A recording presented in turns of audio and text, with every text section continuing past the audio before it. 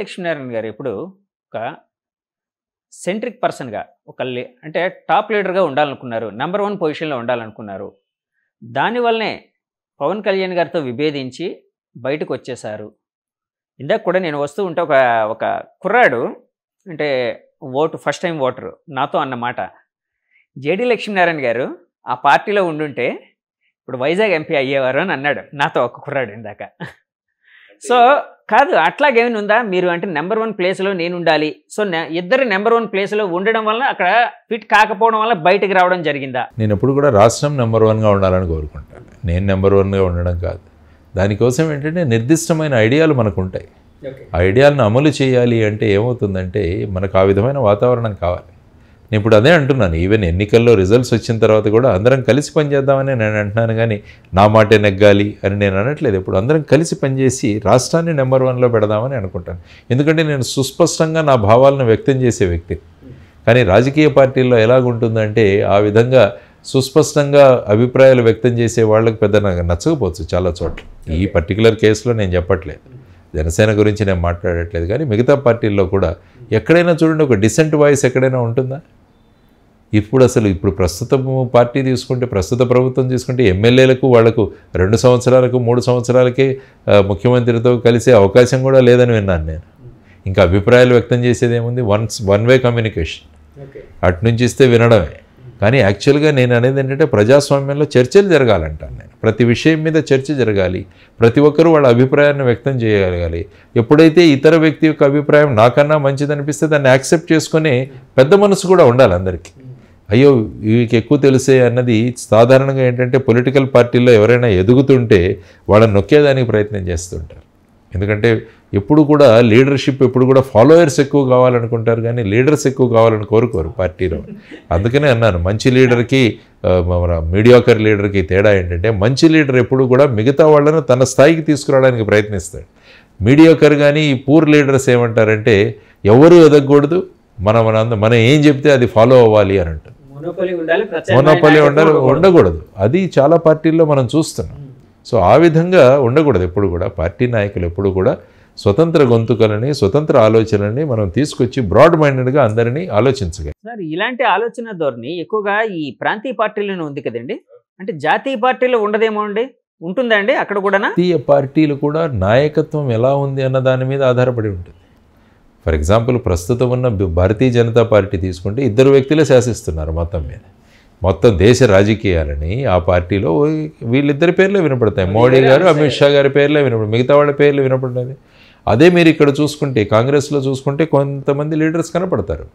సోనియా గాంధీ గారు కావచ్చు, రాహుల్ గాంధీ గారు కావచ్చు, మల్లికార్జున ఖార్గే కావచ్చు, కేసీ వేణుగోపాల్ గారు కావచ్చు, కొప్పుల రాజు గారు కావచ్చు, ఇలా రకరకాల కమిటీల్లో ఉన్న వాళ్ళ పేర్లు అక్కడక్కడ వినపడుతుంటాయి. అప్పట్లో అనేవారు కదా సార్, కాంగ్రెస్ పార్టీలో రాష్ట్ర వ్యాప్తంగా ఎలక్షన్ నడిస్తే ప్రతి ఒక్కరు సీఎం క్యాండిడేట్ అని. అంతే కదా. ఇప్పుడు చూసుకుంటే తెలంగాణలో కూడా ఏమైంది, ఎంతమంది సీఎం క్యాండిడేట్లు ఎమర్జ్ అయ్యారు అక్కడ. కానీ ఇక్కడ అలా కాదు కదా, నేను సీఎంగానే వస్తానంటారు అసెంబ్లీకి. అంటే it's all revolves around 1 person. అంతే కదా, ఆయన అదే అన్నారు కదా, నేను మళ్ళా అసెంబ్లీలోకి ముఖ్యమంత్రిగానే అడుగు పెడతానన్నారు ఆయన.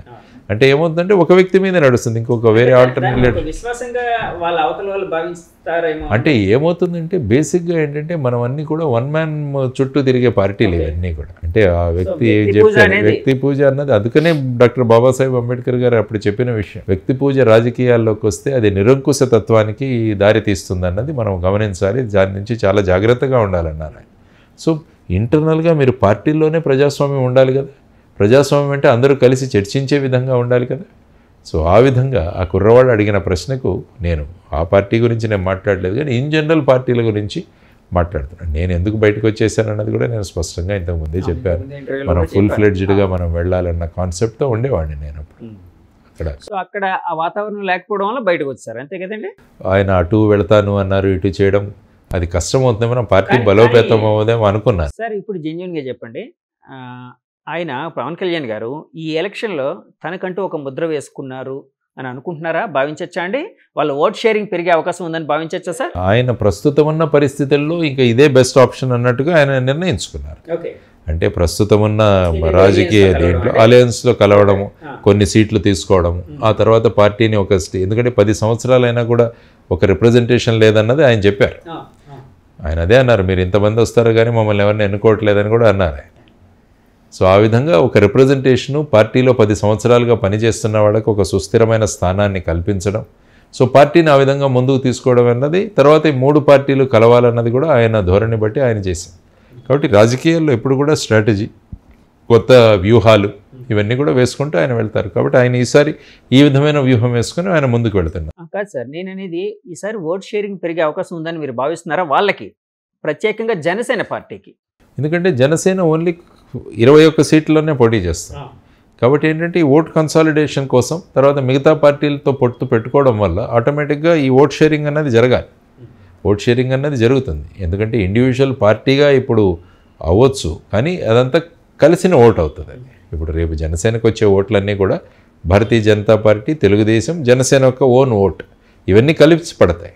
ఇంతకుముందు ఎన్నికల్లో 2019లో పడిన ఓటు జనసేనకు మాత్రమే పడింది. ఆ ఓటు వాళ్ళు 5.6% అది పెరిగే అవకాశం ఉంటుంది, డెఫినెట్గా ఉంటుంది సార్. అలాగే చంద్రబాబు గారు జూన్ సంథింగ్ ఏదో డేట్ నాకు సరిగ్గా గుర్తులేదు, పలానా రోజు ఆయన ప్రమాణం చేయబోతున్నారు అని, ప్రమాణ స్వీకారం సీఎంగా అని వాళ్ళ నాయకులు చెప్తున్నారు.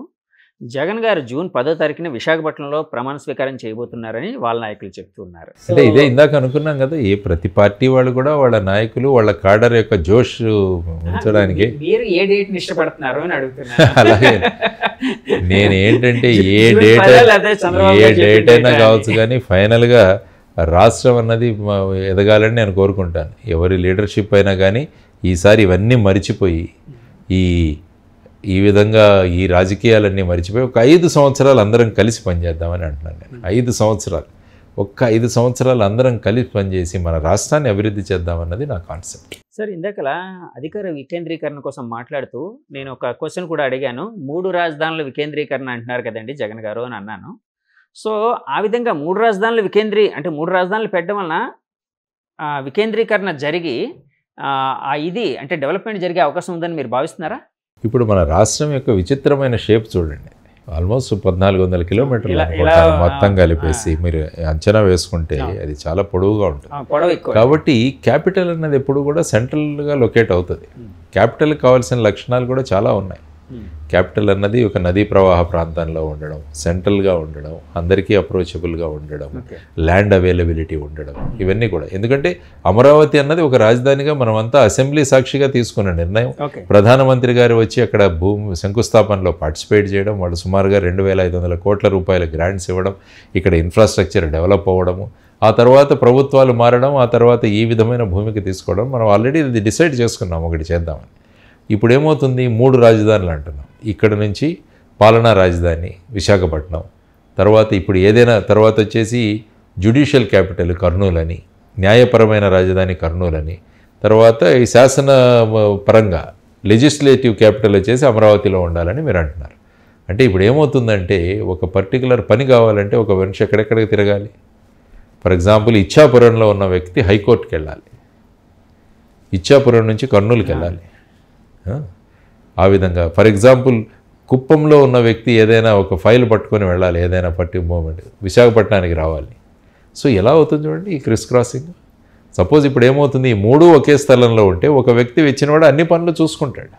ఇప్పుడు ఒక్కొక్క దానికి ఒక చోట పరిగెత్తాల్సి వస్తుంది. అందుకని జై భారత్ నేషనల్ పార్టీ ఏమంటున్నామంటే 26 అభివృద్ధి రాజధానులు చేయండి, మీరు 3 వద్దు, 26 అభివృద్ధి రాజధానులు చేయండి, 175 వికసిత కేంద్రాలుగా ఒక్కొక్క నియోజకవర్గాన్ని మీరు మార్చండి అని మేము అడుగుతున్నాం.